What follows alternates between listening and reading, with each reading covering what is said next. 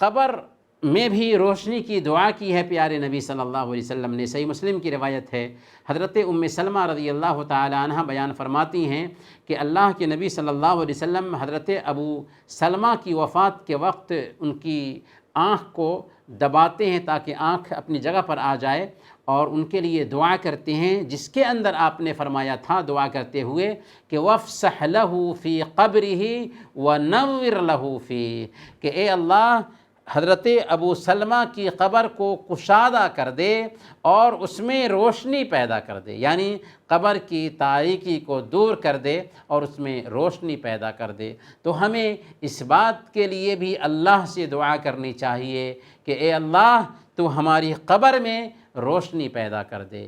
قبر میں نور کب آئے گا، قبر میں روشنی کب آئے گی؟ جب ہم دنیا میں نور کا سفر کریں گے۔